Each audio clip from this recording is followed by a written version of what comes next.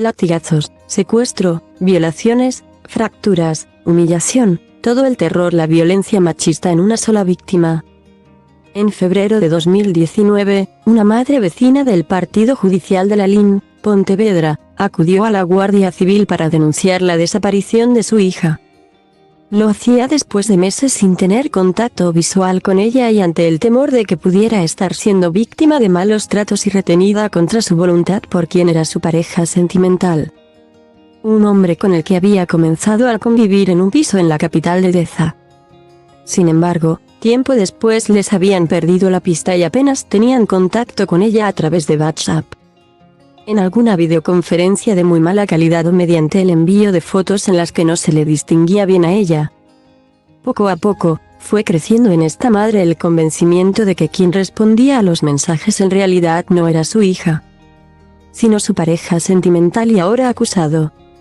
La Guardia Civil acudió al que se creía que era el domicilio de ambos, en una zona rural. Pero no encontró a nadie. Tiempo después, esta madre fue avisada de que su hija había logrado huir de su captor y pedir auxilio a las autoridades. Se encontraba en el centro de salud de Lalín. Su estado físico era tan grave que iba a ser trasladada a Santiago. Pero antes tuvo la oportunidad de estar con ella. Cuando la vi no sabía si era mi hija u otra persona, explicó ante las magistradas de la sección cuarta de la audiencia de Pontevedra. No era mi hija, tenía el pelo triscado, sus gafas rotas pegadas con celo, la nariz partida, las orejas deformes, y me dijo, mamá, mira lo que me ha hecho. Esta mujer declaró como testigo en un juicio que, de confirmar el tribunal los hechos por los que se formula acusación, podría tratarse de uno de los casos de violencia de género más impactantes que se recuerdan en la audiencia de Pontevedra. Salvo el de homicidio, el resto de los delitos más graves que constituyen la lacra de la violencia machista se apelotonan en un sumario en el que se investiga al acusado como autor del supuesto secuestro de esta mujer y de las continuas humillaciones, golpes y palizas, amenazas, coacciones, agresiones sexuales reiteradas empleando una extrema violencia que dejaron en ella incontables lesiones físicas y psicológicas. El acusado es un varón que ya había sido condenado en el pasado a 4 años de cárcel por violencia de género contra otra mujer. Él niega estos hechos.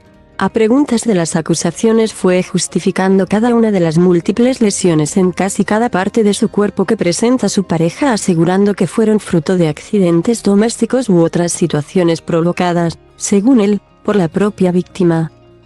Las conmociones cerebrales, algunas de ellas con pérdida de conciencia, fueron consecuencia de golpes que se daba contra unas vigas del fallado cada vez que subía. Las deformidades que presenta en las orejas se deben, dijo el procesado, a una infección por unos pendientes que se ponía y que él mismo le intentó curar. Las decenas de fracturas que presentaba en la zona costal y en las extremidades fueron caídas desde un pony que teníamos. Las marcas en la cara, heridas causadas por la perra o los latigazos que presentaba en las piernas fueron autoinfligidos por ella misma. También justificó que, pese a su juventud, la víctima perdió 2 piezas dentales por la podredumbre y no por los puñetazos y palizas que él le propinaba. Todo mentiras, dijo al final del juicio, al tiempo que sí lamentó alguna humillación o insulto, pero nada más. La víctima, en una declaración que se realizó a puerta cerrada para preservar su intimidad, ratificó su denuncia. En los informes finales de las acusaciones se relató esta situación de terror que la mujer supuestamente vivió durante meses, incluso años. Episodios constantes de palizas, golpes en la cabeza que la llegaron a dejar sin sentido, obligándola a dormir en el suelo con los animales, o a bañarse en agua fría en pleno invierno dezano, llegándole a sumergir la cabeza bajo agua, agarrándola por el cuello y sintiendo ella que se ahogaba. Y todo ello, mientras presuntamente la mantenía retenida en casa sin dejarla salir, sin móvil y sin llevarla al médico cuando sufría todas estas lesiones. El informe de la forense de Imelga fue pavoroso, es uno de los casos más impactantes con el que me he encontrado en 15 años de carrera profesional en materia de violencia de género. Me llamaba la atención que pese a presentar lesiones de gravedad, la víctima ni se quejaba. Llevaba 11 horas sin comer y no manifestaba ni hambre ni sed, indicó. solo a nivel físico. Una primera exploración de su cabeza y tórax reveló hasta 16 fracturas a las que habría que sumar las que posteriormente se detectaron en extremidades. Indicó. Su estado físico era de gran abandono, había perdido mucho peso y todo su cuerpo estaba lleno de lesiones de diferentes cronologías. Dijo. Lo mismo con las fracturas, que no obedecían a un único episodio, sino a reiteradas lesiones que se fueron sucediendo en distinto orden cronológico. También se apreciaron 2 traumatismos cráneoencefálico graves, alguno de ellos susceptibles de provocar lesiones a largo plazo. Dijo, y todo ello sin recibir asistencia médica de ningún tipo. Para mí es un conjunto inequívoco de un maltrato habitual, concluyó. Se confirmó también la presencia de marcas de latigazos en las piernas y la forense hizo especial hincapié en estas y en las heridas que sufrió en las orejas. Son lesiones que no corresponden a un único momento, sino que están hechas con el ánimo de causar dolor, indicó. Pequeños pellizcos y apretones de orejas que no son de un día, sino mantenidos en el tiempo para poder llegar a provocar ese tipo de lesión, añadió. Por último, la forense también se refirió a las lesiones de carácter marcadamente sexual que presentaba la víctima. Mordiscos humanos, según la especialista, en senos y otras partes íntimas de la víctima o señales de abordaje y acometimiento con violencia. La Guardia Civil acudió a la casa en la que supuestamente vivían, y en la que la mujer aseguró que el acusado la llegó a encerrar 2 días en un desván, pero nadie respondió. Ella asegura que la mantenía encerrada en la vivienda. Tras la visita de los agentes, la fiscalía sostiene que el acusado cogió a la mujer y se la llevó a una caseta insalubre en medio del monte en donde trató de ocultarla, hasta que ella logró escapar. La defensa niega el delito de detención ilegal y afirma que la mujer tuvo libertad deambulatoria en todo momento y que, de hecho, ni la casa ni esta caseta en la que vivían tienen puertas. Pide la libre absolución para el acusado que permanece en un centro penitenciario.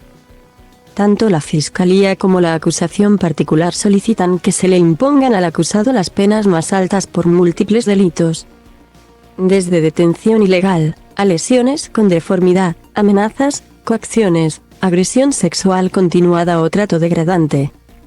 En total, suman unos 62 años de prisión, frente a los 57 que solicitaba inicialmente antes del juicio. Al inicio de su informe, el fiscal aseguró ante el tribunal que este caso enjuicia unos hechos de una extraordinaria gravedad, de una brutalidad extrema y gratuita, de sadismo, violencia física y psicológica como pocas veces se puede demostrar. Especificó. Se trata de una relación que duró unos 3 o 4 años pero que, especialmente durante el último, se produjo una situación de maltrato físico sistemático y otras humillaciones que llevan al Ministerio Público a pensar que el dolor que tuvo que soportar esta mujer es difícil de imaginar.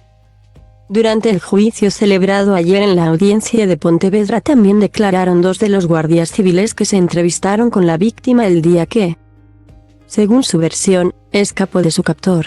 La vieron en el centro de salud y, al igual que a la forense, les sorprendió que, pese a las múltiples lesiones que presentaba, relataron, al igual que la madre, extrema delgadez, lesiones en manos, orejas, cara, la pérdida de piezas dentales, gafas rotas. Mostró entereza al relatar todos los episodios de maltrato de los que supuestamente había sido víctima. La forense que examinó a la víctima señaló que se encontraba, tras lo sucedido, como si estuviera fuera de la realidad.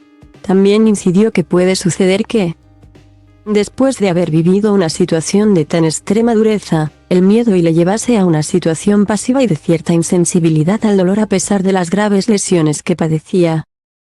Por contra, la defensa utilizó justamente este hecho para intentar restar credibilidad al testimonio de la víctima, de quien dijo en su informe final que mostró contradicciones.